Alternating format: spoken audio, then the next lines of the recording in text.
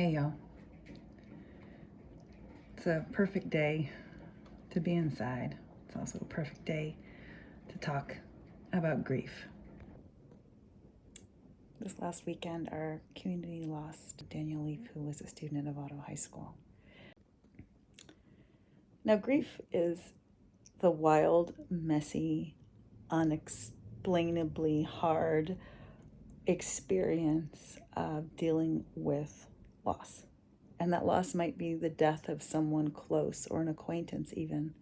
It could be someone famous, but it can also be the loss of a friendship, whether that friendship has faded away or has been one that you had to cut off to keep yourself safe. It might be even the loss of an imagined future that you considered a dream of yours that might not be able to happen. Everyone grieves differently. You don't know when it's going to hit you. You don't know how it's going to hurt. You don't know if you're going to feel it in your body. You don't know if it's going to be sadness or anger or overwhelm or complete numbness. You might be crying like a baby. You might be incapable of crying. Grief is very different for every person. And you might have periods of your grief that are perfectly fine. You're fine. You're functional. And then a day later, an hour later, a minute later, you're getting hit in the head again with your grief. So what can we do when we're grieving that's helpful? And what can we do to help our friends and family members that are grieving? So you've experienced a loss. You've experienced a loss, whether it's a friendship, a person who's passed, or a choice or a future that you're not going to experience. When you're grieving any of those losses, your feelings are valid. The way you're feeling them, valid. You don't have to say to yourself, God, I'm not sad enough, or why am I so dang angry? Or I'm crying all the time. What's going on? Don't judge, turn off that struggle switch. Don't judge yourself for the way you're feeling. Your feelings are valid. Number 2, you're going to find pockets of joy. You're going to find that you can laugh again. You can find that, and you don't feel guilty for having some good joy, love, light in your life, even though there's still some darkness. Don't judge yourself.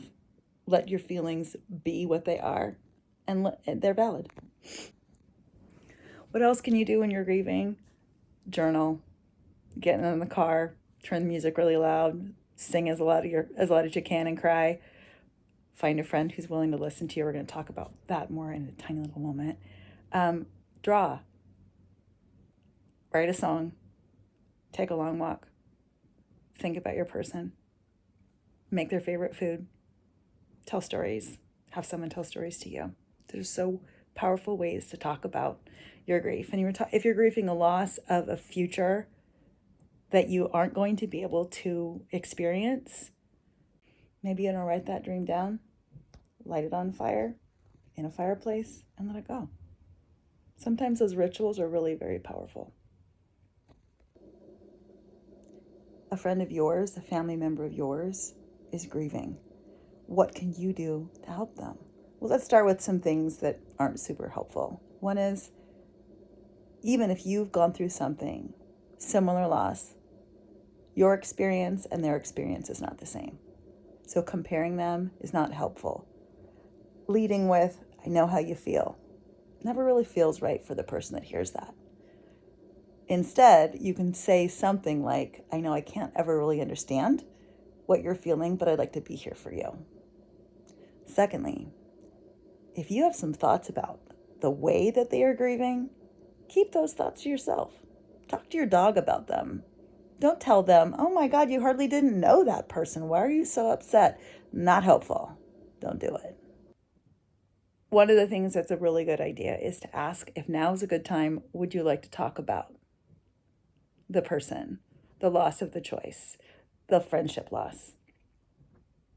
If they're like, nope, not a good time, can I get you a snack? Would you like a blanket?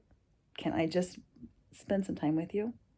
Can we go on an errand where I'm getting some of your stuff done and we're just together? Because one of the most powerful things we can do for our friends is just to witness Just be there with them, for them, as they're going through something hard. And the last thing is, if someone has lost someone close to them, or even someone that had a powerful effect in their lives, even if they didn't know them super well, and that happens, it happens. If you have a story to tell them or you about that person, and you're like, I don't know if I want to do that, I don't know if that's going to make them sad, we're already probably sad. So hearing a good story about the person that we loved is beautiful. It's super helpful. It's lovely. So in closing, y'all, we're not a society that does a really good job of grieving, but we're all going to have losses in our life. And the best that we can do is feel our feels, allow us to feel them without judgment and without a timeline of when we're supposed to be done with this. And when we're helping our friends, remember, we don't need to compare our experiences with them, but we can be with them. We can ask permission to talk about their people or their losses and just witness and care for them. This was an unexpected video for me to do, but as always, be excellent to each other. Feel your feels and stay classy, Novato.